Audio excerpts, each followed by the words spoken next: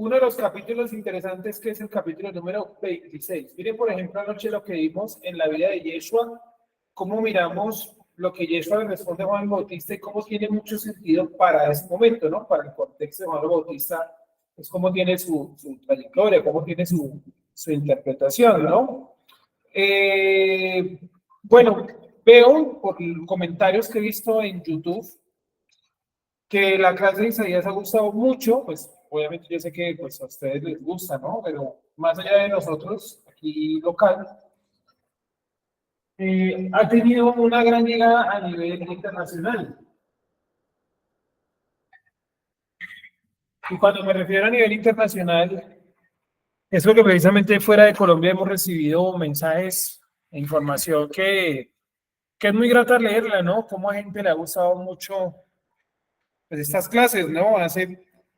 Hace poco una persona me decía que siendo pastor cristiano, teólogo, 25 años siendo cristiano, se topó en internet con las clases de Isaías y literalmente la persona nos mandó un audio y decía que ahora no podía dejar de ver los videos, que no sabía qué le había pasado, pero que los videos habían explotado muchas cosas en su cabeza y que le habían hecho cuestionar muchas cosas que él no tenía como la manera de cuestionarlas. Y eso es bueno, ¿no?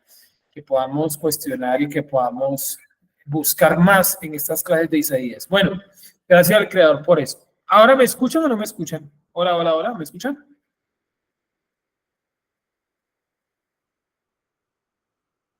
Amigos, ¿me escuchan? ¿Alguien que me responda, por favor?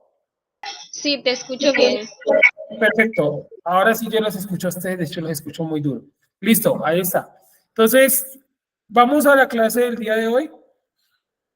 Saludamos a los amigos que nos van a ver también en las grabaciones de YouTube. En algún momento cuando las subamos, vamos a ir lentamente. Hemos subido pues hasta la clase número 51 subí el día de ayer. Bueno, ¿qué clase es el día de hoy? Es que aquí tengo hartas clases ya hechas. Entonces estoy perdido. Noviembre 25, ¿no? Clase número 109. Listo. Vamos a compartir por aquí la pantalla de la clase número 109. Saludándolos a todos los amigos que nos acompañan, que nos ven en transmisión, que nos ven en vivo, que nos van a ver en YouTube. Gracias porque con el apoyo de esta sección, simplemente conectarse es el apoyo. Con eso ya tenemos bastante para aprender. Clase número 109, ¿verdad? Vamos a retomar donde habíamos quedado la vez anterior, que era el versículo número 7. Versículo número 7. Mucho ojito a lo que dice, buenos días, mucho ojito a lo que dice el versículo número 7. Dice de la siguiente manera, saludando a todos los amigos que también nos acompañan acá. Número 7. Dice, el camino del Sadik es rectitud. El camino del Sadik es rectitud. Derecha la senda del justo.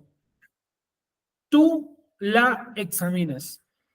Era ahí donde habíamos quedado la vez anterior, donde estábamos diciendo que el creador iba a destruir por completo la ciudad, ¿verdad? Y a todos los que habitaban en un lugar alto, en una posición entrañable, él los iba a destruir. Pero en el 7 ya empieza a ponerse complejo. Del 7 al 14, de hecho, es bien interesante. Vamos a ver. Dice el versículo número 7. El camino del sadik, o sea, del justo, es rectitud.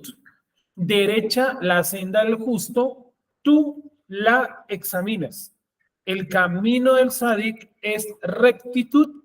Derecha la senda del justo, tú la examinas. Y utiliza la palabra sadik, que es bastante interesante, o justo, ¿cierto? Que significa una persona o alguien que actúa conforme a los mandamientos. Es decir, la palabra sadik es acorde a los mandamientos, ¿correcto? Espero que me estén entendiendo hasta ahí. ¿Tienen de pronto alguna pregunta? Supongo que no, porque hasta ahora estamos iniciando. Espérenme un segundo. Aquí sí compartí el enlace a una persona. Por aquí, un segundito. Sí, efectivamente, ahí estamos bien. Bueno, continuamos entonces. Dice, el camino del sadik, del justo, es rectitud. Derecha la senda del justo, tú la examinas. Les pregunto, ¿se están viendo los versículos, amigos y amigas?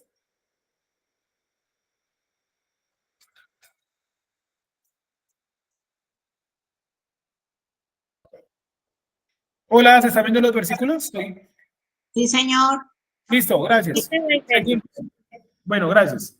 El 8. Sí, señor. Entonces, vale, el camino del justo es la rectitud porque está cumpliendo o cumple los mandamientos, ¿no? Sadik es el que cumple los mandamientos.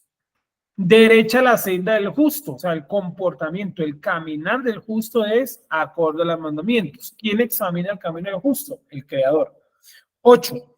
También en el camino de tus juicios, Yud Hei. Yud Hei. Nosotros esperamos. Y utiliza en hebreo 2 veces la expresión Yud Hei. Vamos a verlo aquí rápidamente en el hebreo. ¿Eso qué versículo era? El versículo 8. Versículo 8 dice, Af Orach Mispateja Yud Hei. Esperen y miramos aquí, yo ya he visto los dos Yujes bajé acá, ¿será que me equivoqué? Ah, como que me equivoqué, mira pues. El 8, esperen, ¿sí es el 8? ¿De dónde saqué yo los dos Yujes? Ayúdenme a mirar ahí otros Yujes bajé y a ver si de pronto están ahí pegaditos en otro lado.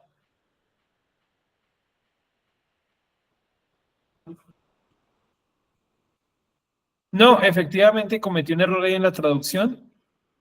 Vi 2 veces el Yujes bajé. No está sino una vez. Entonces vamos al español ahí a modificarlo. Afortunadamente, pues aquí cuando nos equivocamos simplemente borramos o tachamos ahí en la hoja, ¿no? Entonces donde decía en el 8, que decía 2 veces Yujet Bajei seguidos, hay que borrar uno de los dos, ¿vale? Yo estoy seguro que lo vi 2 veces seguidos, tan raro. Esperen que miramos la versión que yo utilizo para hacer las traducciones, a ver si de pronto... Buenos días, a ver si de pronto ya hay algún tipo de situación que me haga... O si de pronto fue que vi mal. Entonces, este es el 26, ¿no? 26.8. Sí, sí, no, efectivamente es un error.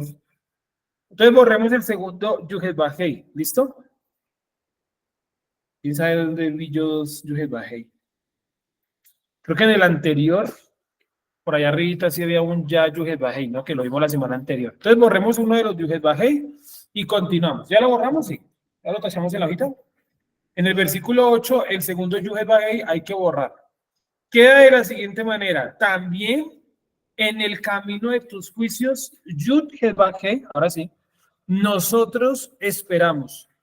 Tu nombre y tu memoria son el deseo de nuestra alma. Y utiliza el término nepesh, no utiliza el término neshama. Muy buenos días para todos. Entonces, nuevamente leo el 8. También en el camino de tus juicios, ¿cierto? También en el camino de tus juicios, Yud Hei, nosotros esperamos. Tu nombre y tu memoria son el deseo de nuestra alma. Entonces vamos en orden. El nombre, ¿cuál es el nombre? El Yud Hei, ¿correcto? Ya hemos dicho esta semana, ayer lo estábamos diciendo, anoche creo que estamos diciendo que el término Yud Hei es nada más que el nombre del creador en esta dimensión, ¿correcto? Dice, ve tu memoria. ¿A qué hace referencia tu memoria? Hace referencia a las acciones. O sea, tu nombre y las acciones que él ha hecho son el deseo de nuestra alma, pero coloca el término nepes, no coloca el término neshama. Y vamos a seguir y verán que luego hay algo interesante en el 9. Miren lo que dice el 9. Con mi alma, y utiliza nuevamente la palabra nepesh, de hecho vamos a verla en el 9. El 9, miren que empieza diciendo, bueno, el 8 termina con nepesh, con afesh, es lo mismo, ¿cierto? Y aquí dice el 9 y dice con nafshi, que significa mi alma. Entonces, con mi alma te he deseado en la noche y también con mi espíritu, ruají o rují, dentro de mí temprano, porque cuando hay tus juicios en la tierra, justicia aprenden sus habitantes. Entonces les pregunto, amigos y amigas, ¿por qué el versículo 9, el 8 y el 9 cambian de Nepesh a Ruají? Nepesh es una cosa, Ruají es otra cosa. Entonces les pregunto, ¿qué creen ustedes que puede hacer referencia a esto? ¿Por qué ese cambio? Amiguitos y amiguitas. Así les digo a los niños, a los muchachos de 11 para que reaccionen.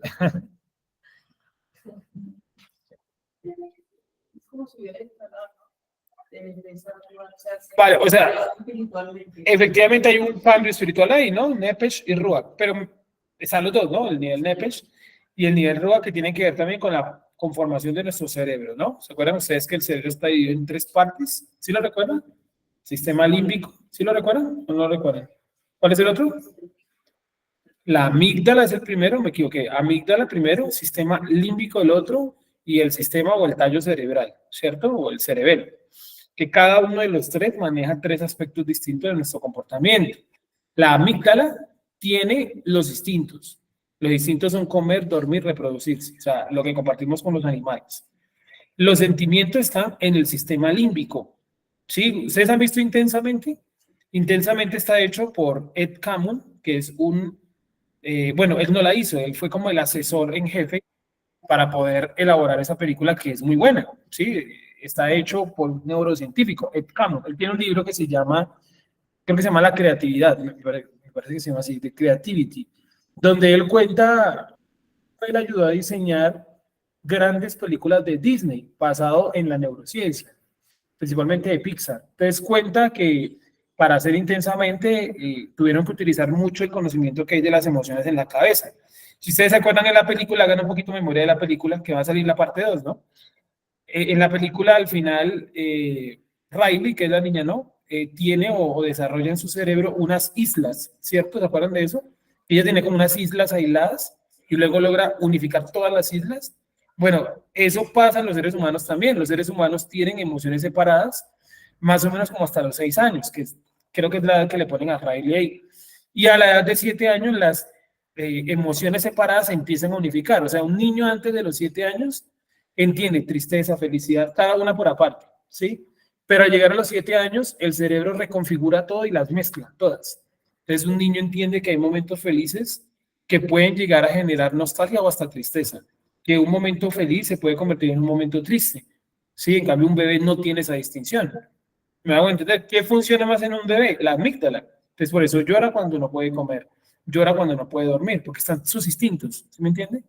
Luego viene la etapa de los sentimientos, que está hasta los 7 años, y luego, en teoría, tendría que venir la etapa del intelecto, de los 7 en adelante. Pero ya sabemos que la mayoría de seres humanos se quedaron, ¿qué? En los sentimientos, ¿correcto? Entonces, aquí vemos 2 niveles de eso. Está el NEPESH. ¿Qué nivel es el NEPESH? Estoy hablando de neurociencia. ¿Qué es el NEPESH? Los instintos, muy bien. Y está el RUAG. ¿Qué es el RUAG? Las emociones. Las emociones. Muy bien, o los sentimientos, ¿cierto? Perfecto. Pero nos faltaría otro que no está mencionado acá, que es la Neshama. ¿La Neshama qué es? La conciencia. La conciencia. El Sí. intelecto. El intelecto, muy bien. La conciencia, el intelecto. Entonces, a eso hace referencia los 3 niveles, ¿no? Que son el nivel de los instintos, el nivel de los sentimientos y el nivel del intelecto. 3 niveles. Los seres humanos no es que actuamos solamente en un nivel, los seres humanos actuamos o en los 3 niveles, o en uno por uno, o mezclamos los 3 niveles. Pero la mayor parte de las personas, ¿en qué nivel actúan? En el nivel del RUAG, de los sentimientos, de las emociones. Por eso todo lo que nos rodea es muy sentimental, ¿no? Usted va a un cine, ve una película, ve una novela y todo es como muy sentimental. La música es muy sentimental. La música es rara, extraña, la que nos ayuda a encontrar intelecto, ¿cierto? O sea, casi toda la música es sentimental, de hecho. Hay que escuchar cualquier género en español y la mayoría son sentimentales, ¿no? Canciones de despecho, de amor o de enamorados y de ahí para allá, ¿correcto?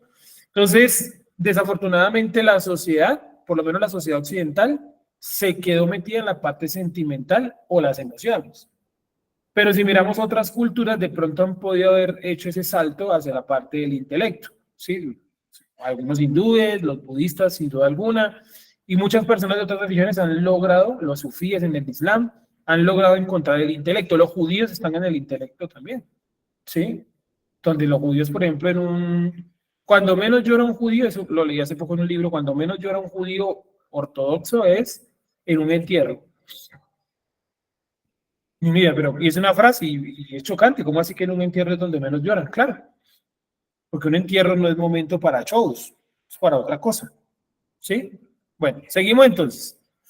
Vamos a ver el texto, dice, con mi alma, Nepesh, te he deseado en la noche, o sea, con mis instintos, te he deseado en la noche. Y eso es un nivel muy complejo de lograr. O sea, que usted con sus instintos naturales logre desear al creador es muy complicado, porque nuestros instintos naturales están siempre como desbocados. Entonces, me acordé o recordé el ayuno. El ayuno se hace para controlar un instinto natural, el hambre, ¿cierto? O la alimentación. Y había gente que hacía no solamente eso, sino otros tantos que hicieron ayunos de días enteros. Hay rabinos en el Talmud donde hacen ayuno de 15, 10 días, 20 días, 40 días. Hay un caso también en el Talmud. En otras culturas donde también hicieron ayunos de 20, 30 días. ¿Qué lograron ellos? Lograron cogerse un Nepesh y conectarlo con la parte divina. Y eso es muy complicado, porque nuestros instintos están como caballos, como un caballo suelto, sí, brioso, desbocado, sin freno. Entonces, si ustedes lo miran, el 9 es un nivel muy complejo de alcanzar. Y miren que el 9 no menciona la Neshama, porque la Neshama sería normal que deseara al Creador. O sea, lo normal es que la Neshama anhele al Creador, el intelecto, el conocimiento, ¿correcto? Pero acá nos dice que es el alma, el Nepesh, es decir, la parte más baja, yo coger lo más bajo de mí y lograr controlarlo para que busque también al Creador. Es un nivel muy alto y complicado de encontrar, de lograr, perdón. ¿Me hago entender? Entonces vamos a leerlo para que lo vean. Vamos a leer el 8. También en el camino de tus juicios, Yud Heh, nosotros esperamos. Tu nombre y tu memoria son el deseo de nuestra alma. Con mi alma te he deseado en la noche, también con mi espíritu. Es decir, son dos zonas o sectores diferentes. Una es la zona del Nepesh y otra es la zona del Ruach. Por eso ustedes miran en el hebreo y miren cómo dice el versículo 9. Dice, Nafsi, es decir, con mi alma, y Bitha, Belaila, Af, Ruji, ahí está, ¿sí? Ruji, mi espíritu. Bekirbi, bueno, de ahí para allá pues no nos aporta mucho en este pedacito que estamos leyendo. Con mi alma, Nepesh, te he deseado en la noche. Y coloca algo, en la noche. ¿Por qué en la noche? Y también con mi espíritu dentro de mí temprano. O sea, el alma en la noche y el espíritu temprano. El alma, las emociones, perdón, el alma es, Nepesh es los instintos, ¿cierto? Con mis instintos te he deseado en la noche. ¿Por qué en la noche? ¿Por qué no ponen en el día? El Tanaj, o sea, el Antiguo Testamento no nos, bueno, la Biblia en general, no nos pone palabras porque sí. O sea, esto tiene una explicación, tiene un porqué. Yo les pregunto, ¿alguien tiene alguna idea por qué?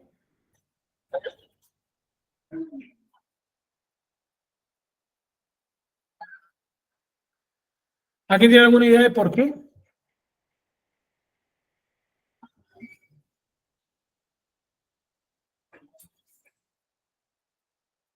Nada, están todos anonadados. ¿Sí? Vamos a ver, tranquilos que puede ser un tema un poquito complejo. Sí, obvio, es complejo. Dice de esta manera, con mi alma, o sea, Nepesh, te he deseado en la noche. Ya dijimos que el alma, Nepesh, hace referencia a la parte de los instintos. O sea, con mis instintos te he deseado en la noche. Con mis instintos te he deseado en la noche. instintos. Ya les dije que desear en la noche, no, ya les dije que desear con los instintos es algo muy complicado, porque los instintos de uno andan en otra onda. Cuando usted logra domar los instintos, cuando yo logro, cuando nosotros logramos domar los instintos y ponerlos a buscar al creador, es un nivel muy elevado. Ya les dije el ejemplo de Yeshua con el ayuno, y bueno, otros tantos, ¿no? Pero pensemos en otros instintos, por ejemplo, el instinto sexual. Muchos de los maestros grandes de Israel lograron administrar de manera correcta esta área de su vida, hombres y mujeres. Otro como el instinto, por ejemplo, de, no sé, de dormir. Sí, hay relatos, por ejemplo, en el Zohar, donde muchos de ellos duraron días enteros sin dormir por estar orando y buscando al Creador. Hay una escuela que es la escuela de, se me va el nombre, creo que es la escuela del Golán. Bueno, vamos a poner que se, pero creo que no es. La escuela del Golán, donde ellos hacían unas vigilias de 3 o 4 días de continuo, orando, meditando y buscando al Creador. Y ellos dicen que no sentían sueño. Es decir, lograron coger los instintos y ¿qué? Administrarlos en torno al Creador. Eso es muy complicado. O sea, cuando aquí el texto dice que con mi alma te he deseado en la noche, está hablando un profeta, no está hablando cualquiera. Está hablando Isaías. O sea, eso no es fácil de lograr. Con mi alma te he deseado en la noche, con mis instintos te he deseado en la noche.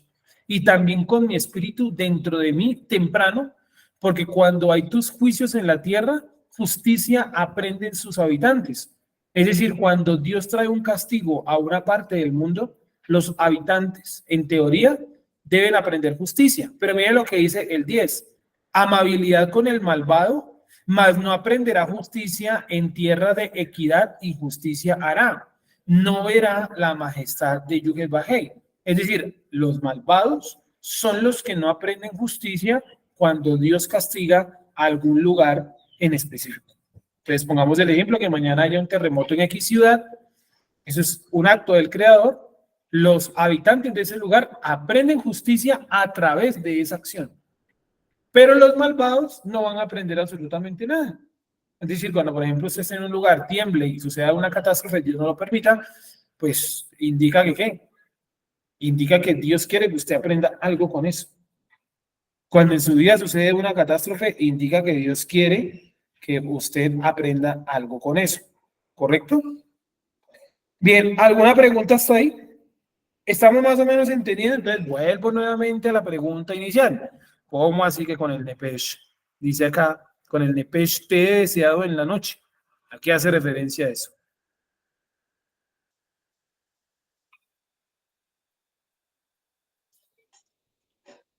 Hola, buenos días. Buenos días. Pues según lo que entiendo, lo que tú dices, se rebota la voz. No, no, se oye perfecto. Lo que entiendo es que por decir que tú dices que el NEPES es lo que está relacionado a los instintos, ¿cierto? El instinto que tú decías que tenemos los seres humanos. El ejemplo que tú decías, por ejemplo, comer. Entonces, por decir, el día que se hace el ayuno, en la fiesta del ayuno, ese día, por decir, yo hice un ayuno de 24 horas. Entonces, lo que me di cuenta al finalizar el ayuno es que mi cuerpo estaba muy liviano, entonces ahí siento que logré vencer en ese momento, o sea, se acercó más como decir, mi alma al Nepesh, ¿cierto? Como a la conciencia de que se puede vencer, es que no sé cómo explicarlo, lo entiendo, pero no sé cómo explicarlo. Te pueden vencer esos instintos a través de la Ruach. Vale, bueno. Ahí hay mucho de dónde coger y pues vamos a ponerlo un poquito pues más puntual, ¿no? Básicamente, amigos y amigas, vencer o dominar el Nepesh, los instintos, partamos del punto que es muy complicado. De hecho, si uno se pone a pensar, es prácticamente imposible. No quiere decir que no sea posible, ¿no? Imposible es que hay por lo menos una posibilidad de que se haga. Pero la cuestión, amigos y amigas, es que la posibilidad de que usted pueda y que yo pueda vencer a los instintos es muy complicado porque nosotros somos personas muy instintivas. De hecho, gran parte de nuestras acciones o decisiones se tomaron desde los instintos. Y muchas desde los sentimientos. Yo diría que más desde los sentimientos, pero también muchas desde los instintos, ¿no? A veces respondemos desde los instintos y actuamos desde los instintos. Y eso, pues, por supuesto que no es algo bueno ni saludable, ¿no? Entonces, hay que ver o hay que entender que los instintos son un área muy complicada de gobernar. O sea, usted poder coger el instinto a comer y convertirlo en algo enfocado al creador no es fácil. Incluso nos cuesta a los animales puros e impuros, que sería como el primer paso para eso. ¿Sí? Me hago entender?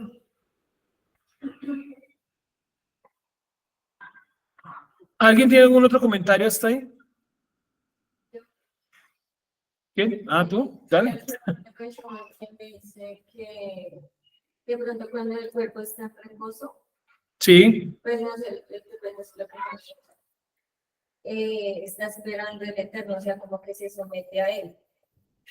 Y ahí pues yo creo que sería como, no el lado instintivo, sino como el lado, o sea, como estamos dormidos, estamos inconscientes, ¿no? sí, Entonces el cuerpo pues espera el Eterno, o sea, espera como someterse pronto a su voluntad, ¿no? sí, Y uno como cuando está a veces, pues no sé, también lo asocio cuando hacen los desdoblamientos, sí, que el cuerpo está en reposo. está en reposo y tiene que estar en un reposo muy, ¿cómo se dice? Un nivel de sueño muy, muy profundo para poder llegar a ese elevación. Vale, bien. Entonces, con mi alma te he deseado, no es un proceso fácil, es un proceso muy complicado, porque repito, poder controlar los instintos y convertirlos en algo positivo hacia el creador, ese es un proceso largo, demorado. La sexualidad, la alimentación, el sueño y demás. Es tan complicado que muchas veces nosotros en Shabbat, llámese viernes en la noche o incluso el Shabbat en el día, ¿cierto? A lo largo del día, nos vence el sueño. Es decir, es un instinto que nos vence. ¿Sí? Entonces dice, no voy a estudiar este viernes en la noche porque tengo mucho sueño. Sí, obviamente cansancio y todo eso son cosas reales, pero es un instinto y para poder controlarlo es complicado. O sea, que usted diga, no importa que haya sueño, las cosas del creador no se hacen con sueño, si es para el creador no tiene que haber sueño, ese proceso es muy complicado. Es decir, aquí cuando dice, con mi alma te he deseado, es un proceso que entiende un profeta, o sea, es un proceso muy alto, no es tan fácil, no es tan fácil. Y dice, y también con mi espíritu, los dos sectores del alma, los dos componentes del alma más complicados de dominar, pues son obviamente esos dos, los instintos y los sentimientos, ¿sí? Nosotros en el cristianismo todos, la mayoría, por no decir que todos, en el cristianismo buscamos a Dios desde los sentimientos, porque porque yo me sentía feliz, porque yo me sentía triste, porque yo me sentía decaído, iba a la iglesia, entre comillas, ¿no? Y entonces allá en la iglesia me sentía feliz o me sentía activo, es decir, como que todo giraba alrededor de las emociones y todo el culto cristiano está montado alrededor de las emociones. Entonces por eso colocan a un tipo allá atrás tocando el piano y la alabanza, dependiendo del día, termina con una canción animada o con una canción triste o abajo, ¿sí o no? Entonces, no sé, si llega el momento del diezmo y la ofrenda, no te van a colocar una canción triste abajo, te colocan una canción animada porque eso anima a la gente a dar el diezmo, que es de lo que estas iglesias pues sobreviven, ¿no? Entonces, que no quiere decir que esté bien, o sea, según la Biblia está mal, ¿sí? Entonces, controlar el nepesh, los instintos y los sentimientos es algo muy complicado. Y que el profeta diga que él está buscando a Dios desde los instintos y de los sentimientos, nos muestra que es una persona que ha hecho un entrenamiento espiritual muy arduo, porque todos sabemos muy bien que salir de estos dos niveles es complicado. Tanto que aún nosotros, conocedores de Torah, de años, ¿cierto? Seguimos actuando en ocasiones en el nepesh o en ocasiones en el ruach. Todavía nos falta entrenamiento para llegar a esta conclusión y es, con mi nepesh te he deseado en la noche. Y hay que preguntarnos por qué en la noche, ¿sí? En la noche es el momento donde usted, por ejemplo, trasnoche un poquito. Si usted se acuesta a las 10, trate de llegar a las 11. Le da hambre, le da sueño. O sea, se activan todos los instintos, ¿sí? Y por eso la gente del Zohar, ¿qué decían? Que ellos cuando estudiaban el Zohar, ¿cuándo lo estudian? Casi todos los estudiosos del Zohar dicen eso. ¿Cuándo se estudian el Zohar? De noche, ¿no? ¿Por qué de noche? Bueno, que más silencio y eso. pero realmente en el SWOT dice que es porque en la noche es un bonito momento en el cual yo puedo darle pelea a mis instintos y a los pensamientos, porque está claro, está demostrado, que en la noche nuestro cerebro empieza a repasar todo lo que ha vivido en el día, hacer como un resumen, y entonces eso reactiva nuevamente sentimientos que usted puede llegar a tener ahí. Pues en la noche la gente está como más triste, busquen y verán. En la noche la gente está más deprimida o depresiva, cualquiera de las dos. En la noche es el momento donde la gente pone a escuchar más músicas tristes, más canciones tristes, ¿no? Y a llorar ahí en la soledad. El sentimiento de soledad viene principalmente en la noche, o sea, es en la noche donde se activan principalmente esos dos campos, ¿no? El de los instintos y de los sentimientos, ¿correcto? ¿Estamos claros hasta ahí? ¿Tenemos de pronto alguna pregunta? ¿Alguna duda hasta ahí? Sergio, pero una pregunta. Cuando tú dices que vencer los instintos, por ejemplo, vencemos los instintos por ejemplo, al no consumir cerdo.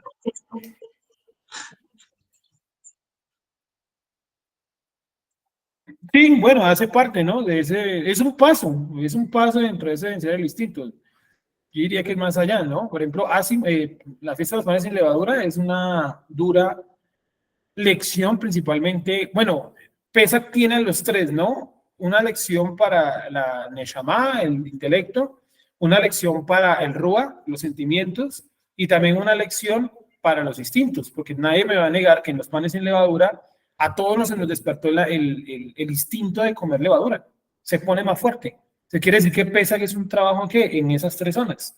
¿Sí? Entonces, ¿qué pasa? Que la amígdala, la parte del cerebro encargada de los instintos, empieza a demandar del cuerpo ¿qué? Levadura. Y es raro porque usted en el año no siente ganas de levadura. ¿Cierto que no? Ustedes me van a decir, obvio, porque la consumimos. Pues, obvio, ¿sí o no? Pues que la consumimos, nuestro cerebro está tranquilo. Es como, por ejemplo, ahora que tengo esta chocolatina aquí a mi lado, que está comprobado, ¿cierto? Que la chocolatina o el deseo de chocolate es una falta de magnesio y de potasio en el cerebro. Entonces, ¿qué activa el magnesio y el potasio en el cerebro? La amígdala. Entonces, cuando la amígdala empieza a tener esa necesidad de magnesio y de potasio, ¿qué empieza? Empieza a generar esa necesidad. Y usted la percibe como necesidad de chocolate, pero no es necesidad de chocolate, es necesidad de magnesio y potasio. Entonces, ¿qué hacen los nutricionistas, los duros del tema de la nutrición, como el doctor Suárez, ¿cierto? ¿Qué recomienda? Que usted consuma pastillas de magnesio y de la otra, de potasio, ¿sí? Para eliminar el consumo de esto, porque esto le quita a usted las ganas de magnesio y potasio, pero la grasa y todo lo demás sí se queda en sus arterias. ¿Me hago entender? O sea, la amígdala es clave para el funcionamiento de su cuerpo. Entonces, usted, de un momento a otro, usted le dice a su cuerpo, viene consumiendo, igual que yo, venimos consumiendo todos los días levadura, y llega un momento donde dice no más levadura. A los 2 días la amígdala está enloquecida. ¿Por qué? Porque necesita, quiere, no sé si necesita, quiere más bien la levadura. ¿Sí? Entonces se pasa por una panadería a 20 kilómetros, le huele a pan, ¿cierto? A 20 kilómetros de distancia. Usted va por la calle y se encuentra pan en todo lado, ve panaderías en todo lado, bueno, aquí en Bogotá, que es muy común que cada esquina hay una panadería, por lo menos en este barrio en cada esquina hay una panadería. ¿Qué más? Empieza usted a mirar y a leer los ingredientes y dice cosas como, por ejemplo, a ver qué leemos aquí, manteca de cacao, pongámosle. Entonces uno dice, manteca de cacao, ¿eso tendrá levadura? No tendrá levadura. Te empieza uno a enredarse, ¿sí o no? O sea, es una lucha usted contra su instinto. Entonces, no comer cerdo es una lucha, es un paso, pero hay más pasos, ¿verdad? Yo digo que no comer es una, pero según la Torá, el nivel más elevado es no tocar sus cuerpos muertos. ¿Qué me que ese mandamiento dice así? Es decir, que usted va a la tienda y usted está buscando, es difícil, usted está buscando las salchichas que son solamente de pollo, y usted coge una y va a leer los ingredientes y dice cerdo, según la Torá, se contaminó. Entonces es el nivel más alto, es el nivel a llegar. Es un nivel meramente instintivo, porque usted va a buscar, buenos días, usted va a la tienda, al supermercado a buscar salchichas porque tiene un instinto de comer, es obvio, ¿no? Lógico. ¿Me hago entender? Entonces, dime, durito, ojalá. Pero a eso, digamos, voy con respecto a cuando uno está dormido, no tiene como esa voz interior que le dice, mire el ingrediente, mire, o sea, como que dormir está uno como a ese nivel de como no, como que ya no cuestionarse. Sí. Ya es como como más de eso de, o sea, es que lo asocio con el cliché como de buscar como al eterno.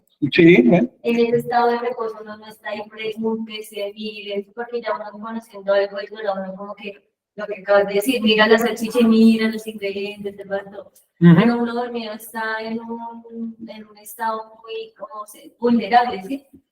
Sí. No sé cómo interpretarlo en ese sentido de que uno se dejaría, por lo menos, no sé, digamos cuando hay esos ataques de tipo espiritual, digamos, demoníacos. Sí. En la noche uno casi siempre ve más la manifestación, ¿no? Claro, o sea, en la noche es más fuerte las cuestiones Sí, espirituales. o sea, como si uno como en su, no sé, llamarlo, como en su tranquilidad, no sé, se viera más atacado y uno le da más, digamos, la oración. Sí, Entonces, tal cual. uno sabe que tiene miedo y luego, uy, no sé, o sea, si sea la persona menos creyente, Hace le da miedo parte, y de una cosa, ay, no, Dios mío, ay, sí, pues, tal cual, hace parte de ese proceso que hacemos todos de adaptación de nuestros instintos. Indudablemente todos estamos en esa lucha contra los instintos, algunos más adelantados que otros, contra los sentimientos también, y algunos ya están o estamos, como lo quieran ver, en el campo también del intelecto, que también hay unas luchas, ¿cierto? Porque en el intelecto, yo digo que tener preguntas es muy bueno, ¿no? Pero también si usted no busca las respuestas, pues se va a llenar de preguntas, y preguntas y preguntas y preguntas, y las respuestas como para cuándo. Entonces también hay que aprender a luchar en esos tres frentes, ¿no? Que son los tres que estamos mencionando en este momento. Entonces dice, con mi alma, el 9, te he deseado en la noche. Lo que está diciendo Olga es cierto, ¿cierto? En la noche las cuestiones espirituales como que tienen una mayor, ¿cómo decirlo? Observancia o cercana, ¿sí? Como proximidad, ¿no? Proximidad al ser humano. Y también con mi espíritu dentro de mí temprano, porque cuando hay tus juicios en la tierra, justicia aprenden sus habitantes. Cada situación que el Creador organiza en las naciones nos tiene que dejar una enseñanza. Es decir, nosotros tenemos que ser reflexivos alrededor de qué? Alrededor de lo que sucede en nuestro mundo, en nuestro contexto. Entonces no se puede meter en una cueva y aislarse del mundo. Porque el escritor del Zohar, no en este momento el nombre, Shimon Bar Yochai, ¿cierto? A él le pasó eso. Él cuentan los comentaristas del Zohar que él vivió en una cueva 12 años y que un día salió y vio una persona, creo que una persona robó a otra, vio algo así malo, una persona golpeó a otra, la robó, y como él había estado tanto tiempo aislado, eso lo impresionó mucho. Entonces, ¿qué sintió él? Como miedo, como temor. Dijo, el mundo es muy malo, y fue y se encerró nuevamente en la cueva. Entonces, nosotros no podemos ser como Shimon Bar Yochai, ni como Buda. ¿Se acuerdan que anoche les conté la historia de Buda? Que Buda vivió mucho tiempo en el palacio y el papá le ocultaba la vejez y la enfermedad. Y el día que él se escapó del palacio y vio un enfermo y vio a una persona vieja que dijo, el mundo no es como me lo pintaron. Entonces, nosotros, para no caer en esas decepciones, ¿qué tenemos que hacer? Muy reflexivos de lo que sucede a nuestro alrededor. Es que hay niños que mueren. Claro, tenemos que reflexionar alrededor de eso. ¿Por qué Dios permite que un niño muera? Porque el Creador permite que haya un terremoto y muera el justo y el injusto. Porque en un terremoto las casas se caen y muere un montón de gente y vaya a saber cómo se han escogido eso, no. Al final son solamente números en un papel, cantidad de muertos y ya. ¿Sí? Cuando hay un ataque sobre una ciudad, llamemos Israel o Gaza o cualquier parte del mundo, cae un misil, mata a 20 personas, vaya uno a saber quién era justo y injusto ahí. ¿Sí me entiende? Y ahí el proverbio dice que él saca el sol sobre justos y pecadores. Es decir, de eso que sucede en nuestro mundo hay que reflexionar.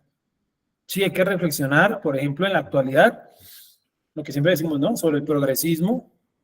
Hay que reflexionar por qué quieren meter ciertas cosas en los sistemas educativos para los niños, por qué los libros de texto cambiaron o han modificado, por qué nos quieren contar otra versión de la historia, por qué nos quieren contar cosas que no pasaron en la realidad, por qué nos dicen que un hueso de dinosaurio tiene 53.000 millones de años. Cada vez que usted mira un nuevo estudio de los dinosaurios, la cantidad de años aumenta. Ya no son 65 millones, ahora están hablando de 85 millones de años. Es una cifra que ni siquiera es difícil escribirla. Se enreda uno con tantos ceros, ¿no? 85 millones de años es difícil escribir. Ahora que yo le digo a usted 65.000 millones de años, se complica más escribir, son como 15 ceros. Entonces, hay que meditar sobre todo lo que nos rodea. Por ejemplo, vamos a hacer una pregunta así, ojalá con micrófono. Mientras que estamos buscando el micrófono, alguien que me cuente así rápidamente, en un minutico nomás, esta semana, ¿en qué meditó de su contexto? Pues no me diga de la Torá, bueno, sí, de la Torá hay que meditar día y noche, pero el contexto también, o sea, en su contexto, ¿usted en qué meditó? Yo, por ejemplo, esta semana meditaba, pensaba, reflexionaba sobre el futuro de la educación en Colombia, ¿sí? Se me vino esa cuestión a la cabeza y dije, ¿para dónde va la educación colombiana? O sea, esto va hacia la nada y hacia dónde va. Entonces, meditaba yo sobre eso, ¿sí? Por ejemplo, en 5 años los programas van a ser muy diferentes, los programas de educación van a ser muy diferentes a los de hoy en día, que se van a enfrentar las nuevas generaciones. ¿Para dónde va nuestro país? Yo meditaba en torno a eso y aprendo para mí aspectos de justicia y también cosas que uno tiene que ver en ese contexto. Claudia, te escuchamos. Bueno, gracias. Digamos, para mí esta semana fue de pronto muy valioso reflexionar acerca de la importancia eh, valga la redundancia, qué tan importante es decir todo lo que yo pienso.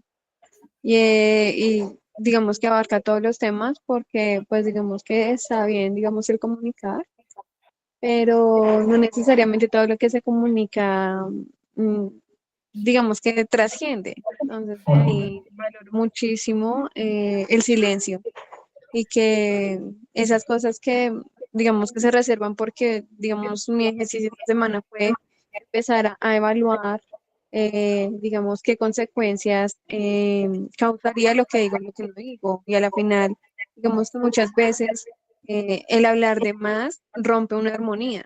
Y bueno, pues esa fue mi reflexión. Y de cierta manera, pues también lo asociaba muchísimo al tema de la meditación, porque en la meditación es tan importante el silencio, ¿no?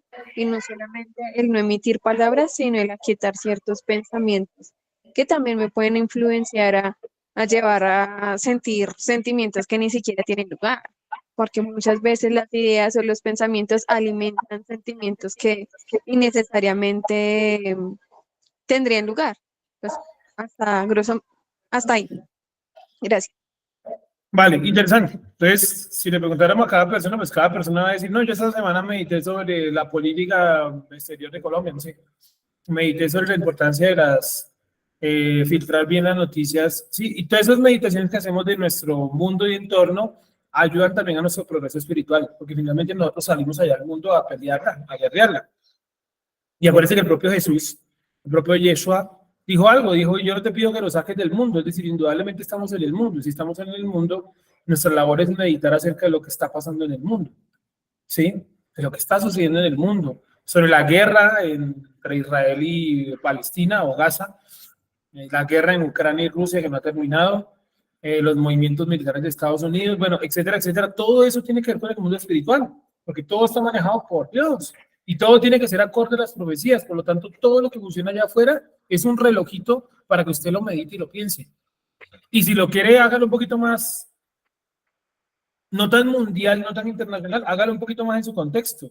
Medite, por ejemplo, o piense, por ejemplo, esta semana, ¿por qué una persona en su contexto es, por ejemplo, agresiva con usted? ¿Por qué su jefe es agresivo con usted? Tiene que haber un por qué. No, es que es una mala persona. Bueno, sí, claro, puede ser la peor persona del mundo. Pero más allá de eso es, ¿usted qué aprende de eso? De que él sea agresivo con usted. No, yo aprendo que si soy jefe no tengo que ser así. Ah, bueno, es una buena aprendizaje. No, yo aprendí a trabajar más fuerte o mejor porque a él no le gusta que uno trabaje mediocremente. Bueno, aprendió. Es eso. ¿Qué aprende usted de lo que vive, de lo que ve, de lo que escucha y de lo que lo rodea? ¿Vale? Sigamos. ¿Dónde voy?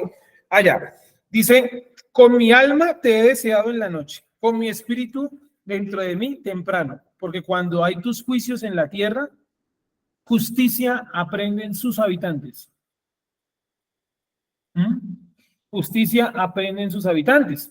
Anoche que estábamos hablando un poquito de la ciudad de Armero, me acordé, la ciudad de Armero, para los que no son colombianos, o no están enterados de la historia colombiana, era una ciudad en el centro del país, más o menos, que fue devastada por una explosión volcánica. Pero me puse a pensar, o recordé anoche después de la clase, que Armero de hecho ya había sido destruida por 2 explosiones volcánicas en siglos anteriores.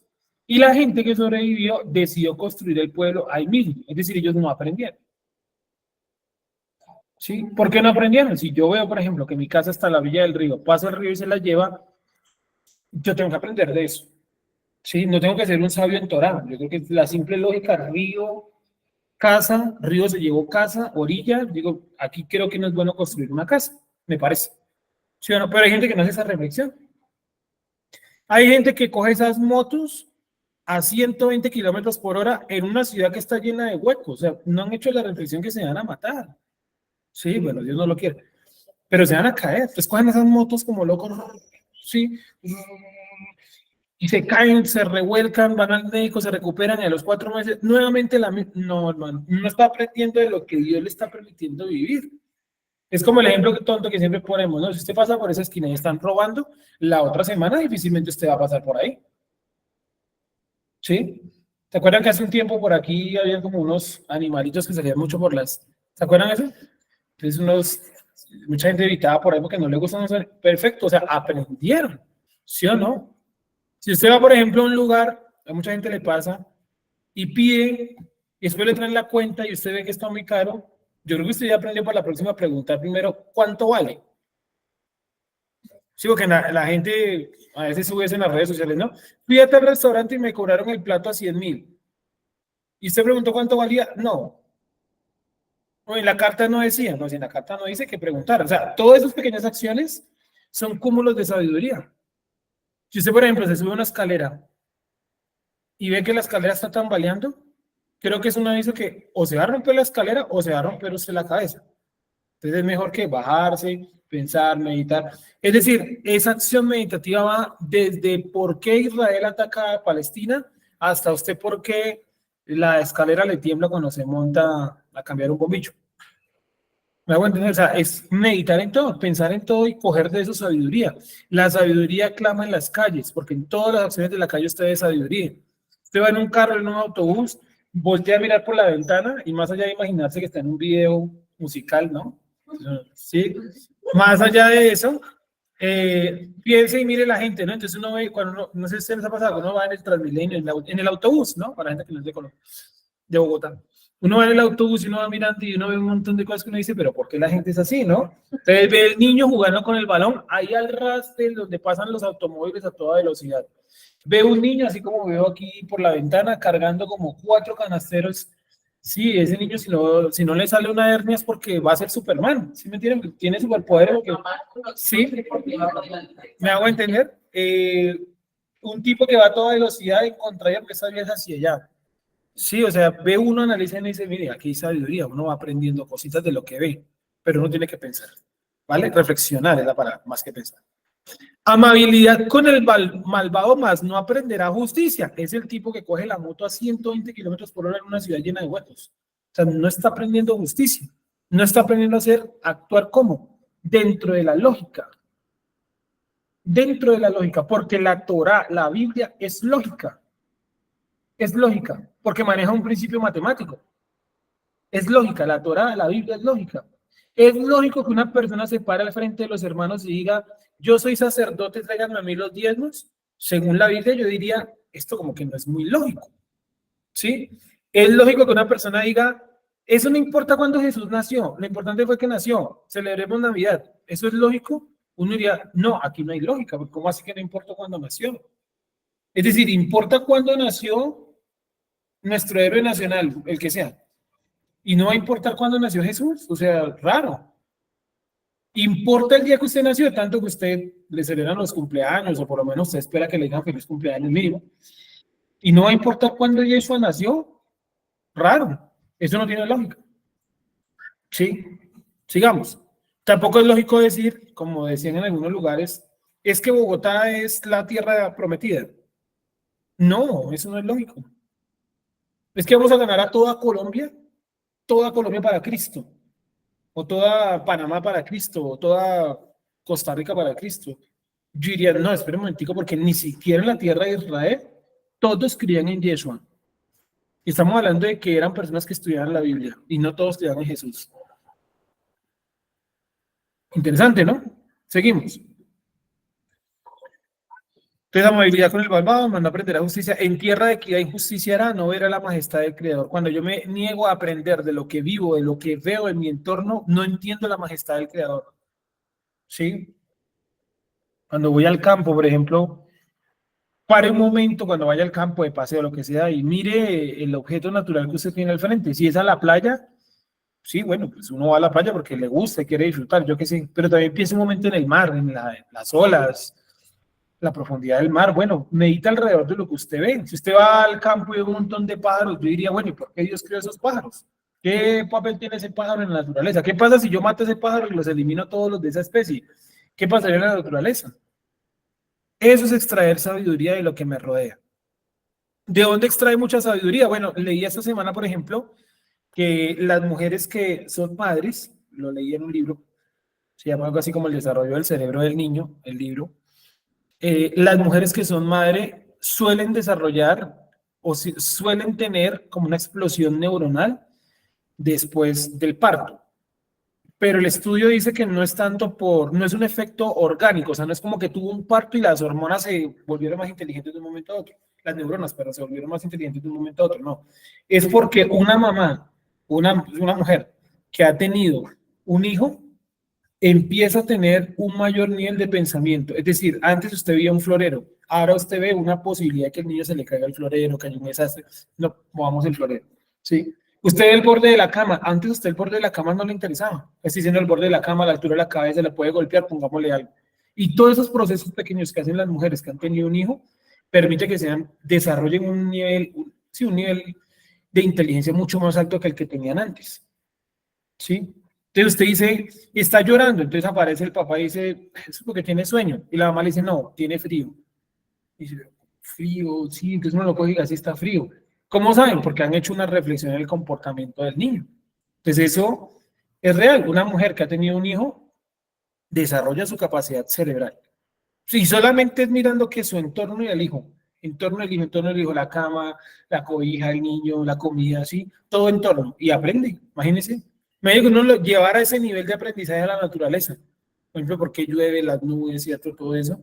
Sacaría uno muchísima sabiduría. Ahí está la sabiduría del creador. Que uno se asomara en las noches y dijera, miren las estrellas, miren la constelación de tal, con esta constelación acá al lado. Ahí hay sabiduría. ¿Sí? Bueno, seguimos. Amabilidad con el malvado, más no aprenderá justicia. Bueno, 11. Yuhet Bajei, alzada está tu mano. O sea, el creador, alzada es de castigo, ¿no? Creo que más adelante dice, alzada está tu mano. Estamos leyendo Isaías 26, correcto, ¿cierto? 11. El Eterno, alzada está tu mano, no la ven ellos.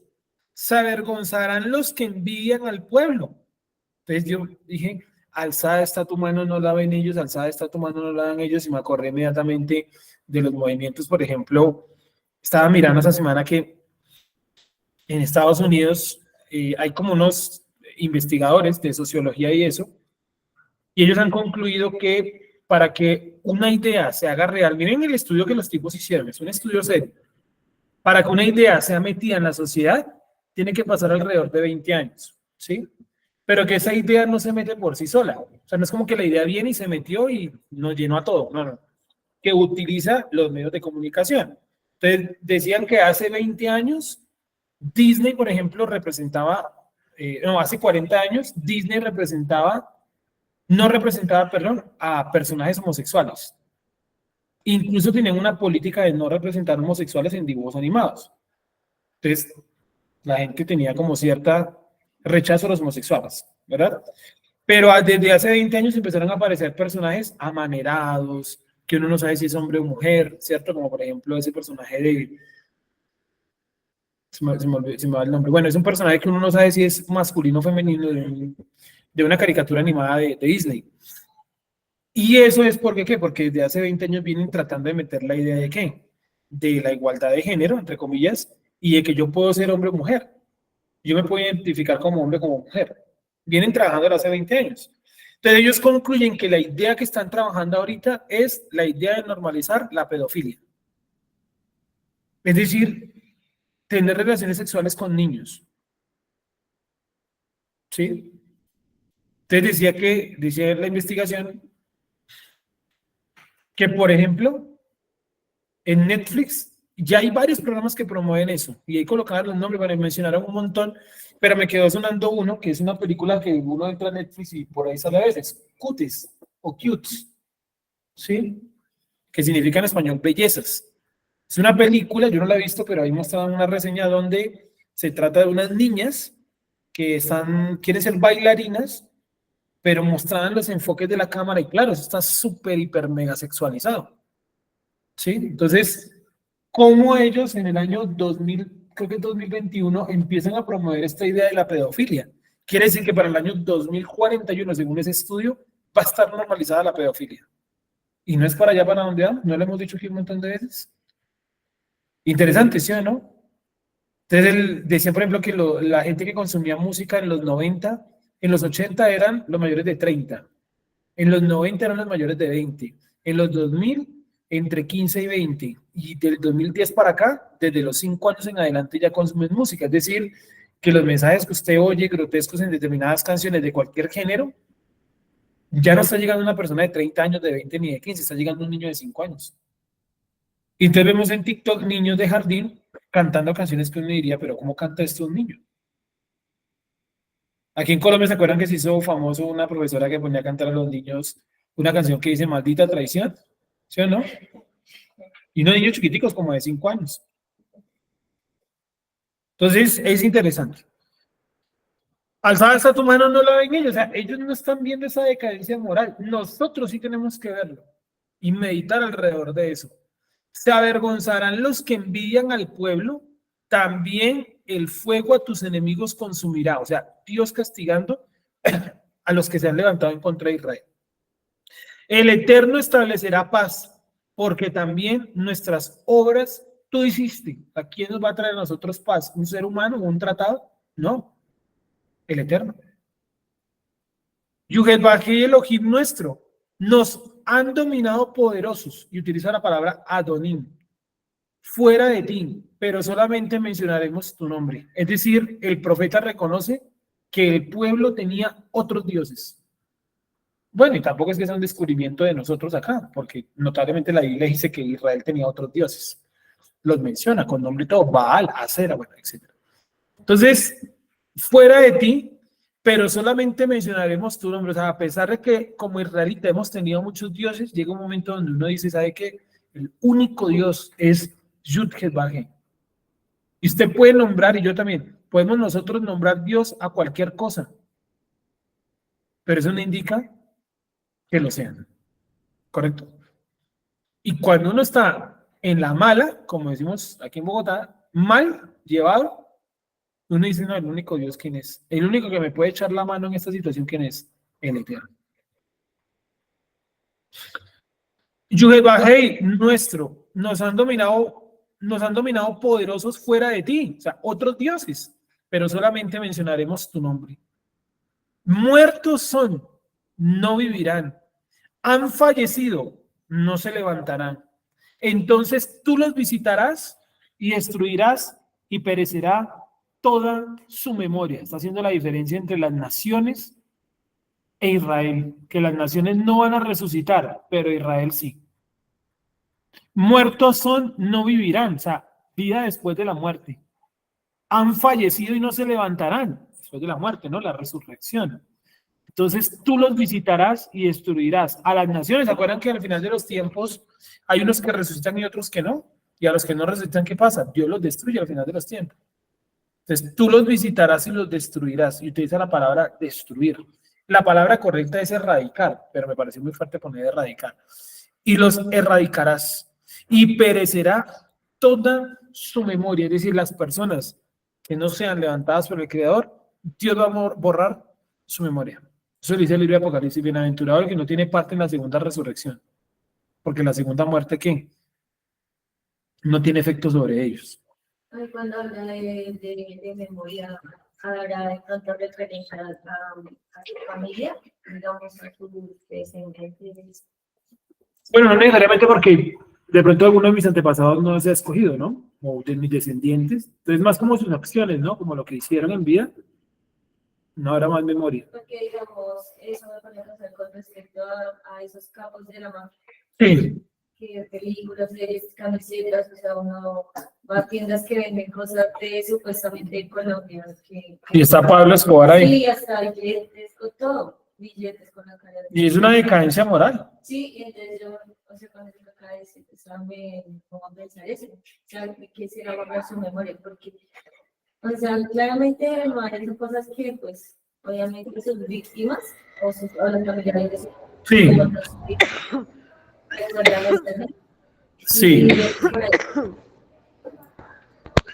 es muy extraño eso. Sí, en memoria es que no va a tener más recuerdo de sus obras, ¿no? Que en ese momento no ha sucedido, ¿no? Que como tú dices, hasta los criminales tienen su semblanza, ¿no? Su recuerdo ahí vigente. Aquí en Colombia o internacionalmente, más bien, la figura número uno de Colombia sigue siendo Pablo Escobar, por más de que haya Shakiras, James y otros, sigue siendo indudablemente Pablo Escobar el principal representativo de este país, ¿no? Eso habla ya muy mal de nuestra sociedad, que es una sociedad enferma, ¿no? Que no entra, volvemos nuevamente a Netflix, y qué es lo que tiene más vistas, ¿no? Esa serie de narcotraficantes y demás, y que muchas de ellas ni siquiera son exactas históricamente, a mí no me gustan, particularmente no son de mi agrado, eh, porque desdibujan también la historia nacional, ¿no? O sea, hay solamente una que hace un gran esfuerzo por mostrar la historia nacional, conservar algo medianamente decente, ¿no? Bien hecho, está bien hecha, pero la mayoría no, es como que le muestran al joven, este es el camino a seguir, el camino del triunfo, ¿sí? Y eso es complicado porque los niños en un colegio no tienen filtro. Entonces, tú encuentras en noveno, en décimo y en once o más pequeños que dicen que quieren ser como Pablo Escobar. Entonces uno como docente, pues uno dice que piense lo que quiera. Sí, pero de fondo hay un problema, que su labor docente entonces no tiene ningún tipo de sentido. ¿Para qué usted enseña a una persona que dice que quiere ser Pablo Escobar? O sea, no es competente con la ética docente. O sea, no. Una persona que viniese acá al chaval y dijera, no, pero yo voy a seguir siendo brujo. Creo que estás mal ubicado. O sea, el objetivo acá es que tú no seas brujo, es que salgas de la brujería. Si vas a seguir siendo brujo, pues es mejor que no vengas. Lo mismo, si van a un colegio, parece que quieren ser Pablo Escobar, pues mejor no vayan al colegio. Empiecen ya a ser Pablo Escobar, porque él empezó desde los primeros años a ser Pablo Escobar, robando y haciendo males, no yendo al colegio. ¿O sí? ¿No? ¿Me hago entender? Sergio, Sí, cuéntame. una pregunta. El pago del pecado es la muerte. ¿A esa muerte es que se refiere en la palabra de que va a ser borrado? O sea, ese va a ser el pago que va a ser borrado totalmente su memoria. Sí, entendiendo la muerte espiritual, ¿no? Porque la muerte física es solamente un paso corpóreo, ¿no? O sea, es la muerte de nuestro cuerpo, pero nuestra alma sigue viva. Entonces, por eso habla de una segunda muerte, que es la muerte espiritual, la destrucción en el lago de fuego, que es precisamente esa destrucción de sus obras y de su memoria por completo. ¿Sí? ¿Correcto? Sí, sí, entiendo eso. Pero entonces, ese es el pago del pecado, esa muerte. Sí, claro.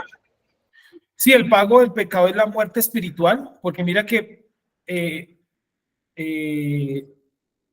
todos en general los seres humanos, escogidos y no escogidos, van a morir físicamente. O sea, en la historia han muerto, Isaías murió, sabemos que era un escogido, ¿no?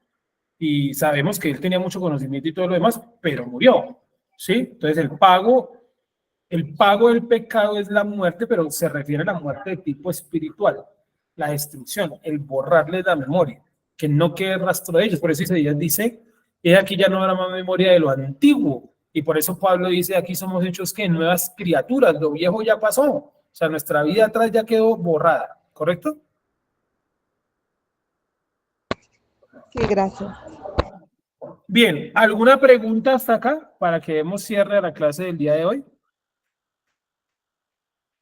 Sergio, Sí, te escuchamos.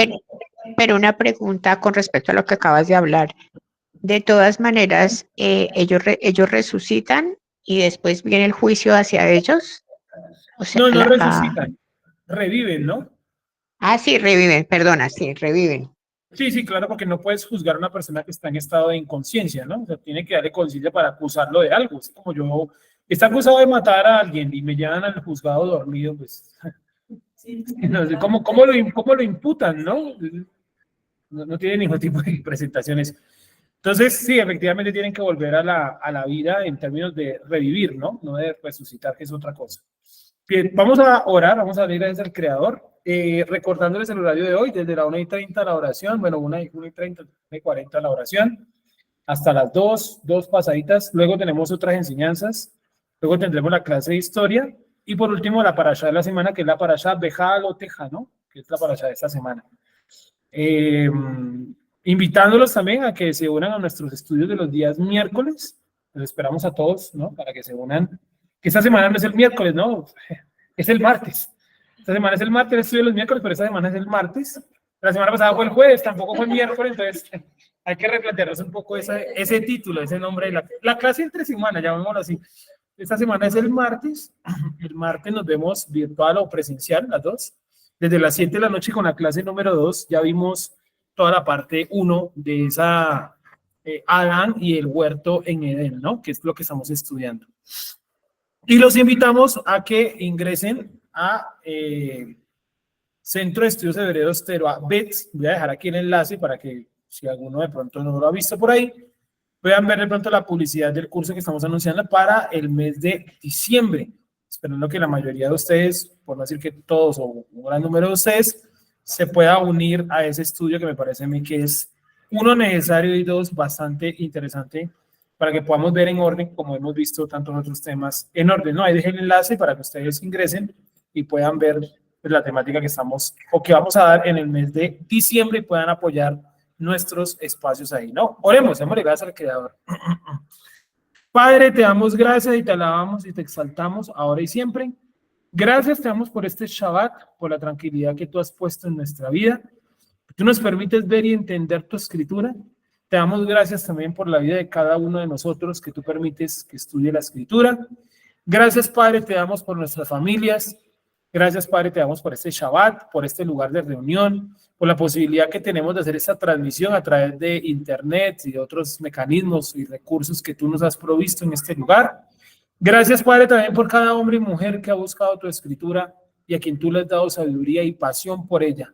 Coloca en la boca de los que enseñan sabiduría y luz. Coloca en el corazón del que escucha, en el alma del que escucha luz también, que podamos salir de este Shabbat con conceptos claros, con aprendizaje y con la confianza de que tú eres nuestro único y verdadero Elohim. Gracias, Padre, por Yeshua, a quien tú enviaste como Mashiach a este plano.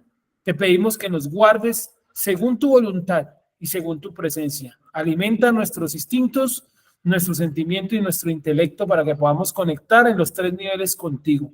Gracias, te damos, Padre eterno, también por la vida de Ricardo Sánchez, Padre eterno, a quien tú has permitido que pueda estudiar tu escritura. Trae tranquilidad a su corazón, a su vida, trae luz a su familia, a su propia vida y permítele aprender y encontrar no solamente preguntas, sino también respuestas en tu palabra.